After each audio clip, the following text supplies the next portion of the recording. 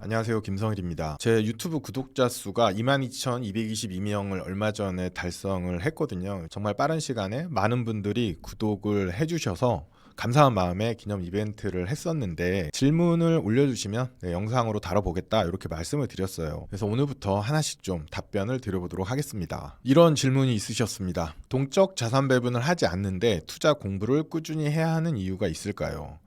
경제 뉴스를 계속 보다 보니 자꾸 개별 주식에 눈이 가고 타이밍을 신경 쓰게 됩니다. 저보다 훌륭하신 분들이 공부하셔서 자산군을 배분해 주셨으니 그것을 그대로 추종하기만 하면 되는 게 아닌가 싶습니다. 그게 아니면 꾸준히 공부를 해야 하는 이유가 있을까요? 해야 한다면 어떤 것을 공부해야 하는지 궁금합니다. 이론을 공부해야 하는 건지 전반적인 경제 지식을 쌓는 게 중요한 건지 궁금합니다. 비슷한 질문이 하나 더 있었는데, 안녕하세요. 마연골 책 읽고 작년부터 투자하고 있습니다. 궁금한 것은 다음과 같습니다. 책이 나온 지 시간이 지나서인지 ETF들이 계속해서 바뀌고 있습니다. 국제 정세도 바뀐다고들 합니다. 이러한 상황에 예전 책을 참고해서 계속 투자해도 된다고 생각하시는지, 아니면 주기적으로 업데이트가 필요하다고 생각하시는지, 그리고 개정판 계획이 있으신지 궁금합니다. 이런 질문들이 있으셔서 같이 한번 답변을 드려보겠습니다. 이 두 분 같은 경우에는 자산 배분 자체에 대해서는 동의를 하시는 것 같아요. 그런데 투자하는 방법은 워낙 다양하잖아요. 개별 주식을 투자할 수도 있고, 채권을 전문적으로 하실 수도 있고, 달러나 금 같은 거를 다룰 수도 있는데, 기본적으로 이제 금융 공부를 하셨기 때문에 자산 배분이 굉장히 효용이 있다, 쓸모가 있다라고 생각을 하신 것 같고요. 자산 배분 자체에 대한 유효성은 여전히 중요한 것 같아요. 분산을 했기 때문에 위험을 낮출 수가 있고 적정한 수익을 기대할 수 있다. 그리고 그 과정에서 저비용의 ETF를 활용을 하잖아요. 그러한 장점이 또 있는 거고요. 그리고 요즘에는 연금저축 IRP, ISA 계좌 같은 거를 이제 다 알고 계시니까 이런 계좌를 이용해서 절세를 통해서 세후 수익률을 더 높이는 이런 것들을 하고 계시죠. 절세나 세액공제 같은 걸로 추가 수익을 또 낼 수 있습니다. 기본적으로 패시브 투자기 때문에 종목 선정 혹은 마켓 타이밍 찾기 이런 거를 좀 배제하잖아요. 주기적인 리밸런싱 외에는 특별한 관리가 필요 없기 때문에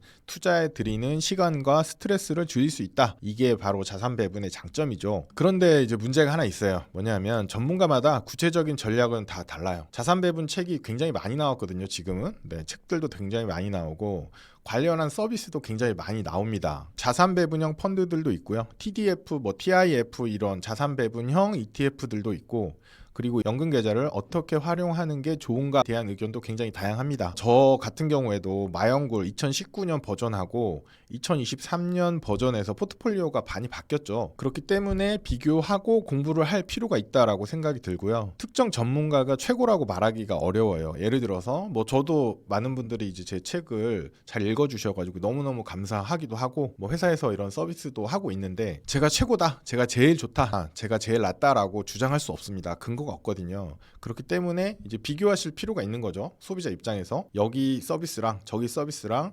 포트폴리오에 어떤 장단점이 있는지 스스로 비교를 하실 수밖에 없어요. 그리고 비용 같은 것도 그렇고, 그리고 시간이 지나면 세법도 바뀌고 제도가 바뀌어요. 연말정산 세액공제 한도도 올라갔고 연금 인출 시 과세 기준도 계속 바뀌잖아요. 그리고 ETF 자체도 과거에 비해서 굉장히 많이 다양해지고, 동일한 자산군을 추종하는 ETF라고 하더라도 시간이 지나면서 비용이 더 싸지거나 구조가 더 개선되거나 하는 경우들이 있기 때문에 예전 책만 보고 고집하기에는 조금 부족하다고 생각합니다. 그래서 투자 공부를 할 필요가 있다고 생각이 들어요. 제도가 변화되거나 세법이 바뀌거나, 그리고 ETF도 끊임없이 변화하기 때문에 과거 책에 제시된 ETF를 무조건 고집하기보다는 1년에 한 번 정도는 포트폴리오를 점검하고 업데이트하는 게 필요하다라고 생각이 듭니다.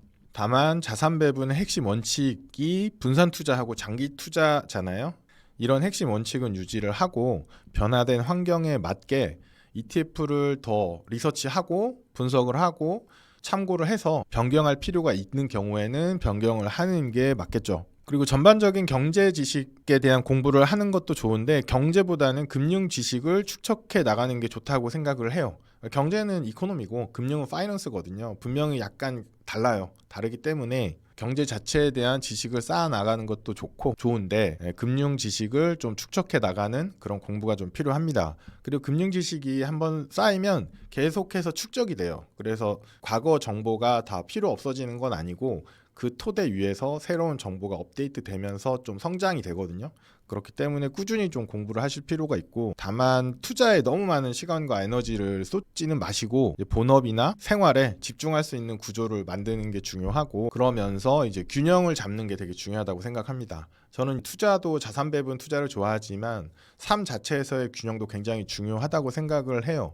제가 영어를 사용하는 걸 썩 좋아하진 않는데 그런 문장이 있어요. Life is all about balance. 이 문장을 어디선가 보고 굉장히 좋아서 제 카톡 프로필에도 써놨거든요. 이 삶 자체가 되게 균형이 중요하다는 생각이 들어요. 워라벨이라고도 하지만 인생 자체가 어떻게 보면 좀 포트폴리오거든요. 제 경우를 얘기를 하자면 회사에서는 연금투자연구소 소장이라는 직위에 맞는 역할이 있는 거고, 집에서는 또 아빠로서의 역할이 있는 거고, 또 고향에 가면 또 아들로서의 역할이 있는 거고, 그리고 제 개인 시간에는 이제 공부를 하고 있는 입장이니까 그런 공부하는 사람의 그런 것도 있는 거고, 또 운동을 할 때는 또 그런 모습에서의 제가 있는 거죠. 그래서 이런 여러 가지 자아가 포트폴리오처럼 엮여 있다고 생각을 해요. 근데 포트폴리오의 기본이 치우쳐져 있으면 유형 관리가 안 된다고 말하잖아요. 인생도 비슷하다고 생각해요. 일에만 너무 몰입해서도 안 되고, 그리고 일을 너무 등한시해서도 안 되죠. 그리고 돈 관리도 마찬가지입니다. 돈 관리만 해서도 안 돼요. 그렇다고 해서 막 부자 되는 거 아니거든요. 그래서 돈 관리도 적절히 하고, 회사도 당연히 열심히 다니고, 그리고 가정 생활도 잘 챙기고, 뭐 취미 생활이나 휴식, 운동 이런 것도 잘 챙기는 게 되게 중요하다고 생각이 들어요. 그래서 Life is all about balance라는 문장을 굉장히 좋아하고 잊지 않으려고 되게 노력하는데, 저도 잘 안 됩니다. 일이 바쁘면 막 주말에도 일하고 밤에도 일하게 되고, 또 욕심이 좀 많아가지고 이것도 챙기고 싶고 저것도 챙기고 싶고 막 이런 것들이 있는데, 최대한 균형을 잡기 위해서 노력을 하는데, 투자 공부도 금융 공부도 마찬가지입니다. 기본적으로 금융에 대한 지식은 삶을 영위하는데 굉장히 반드시 필요한 지식이에요. 회사의 업무 지식뿐만 아니라 내 자산을 관리하고 불려나가고 소비를 해야 되기 때문에 금융 지식을 꾸준히 쌓아 나가시는 것도 필요하고, 이게 어느 정도 쌓아 나가면 그 다음에 뭐 아주 새로운 내용이 많이 나오진 않아요. 그러면 그 이후에는 그 금융 공부에 들어가는 수고가 많이 줄어들기 때문에 그런 부분들을 감안하셔가지고 꾸준히 조금씩 해주시면 좋을 것 같다라는 생각이 듭니다. 그리고 개정판 물어보셨는데, 책이란 게 이제 저 혼자 마음 먹는다고 막 되는 건 아니거든요. 출판사의 입장이 있고 여러 가지 환경적인 문제들이 있기 때문에 언젠가는 쓸 것 같고요. 그리고 지금은 다른 책을 하나 집필을 하고 있습니다. 오늘 영상 마치겠습니다. 감사합니다.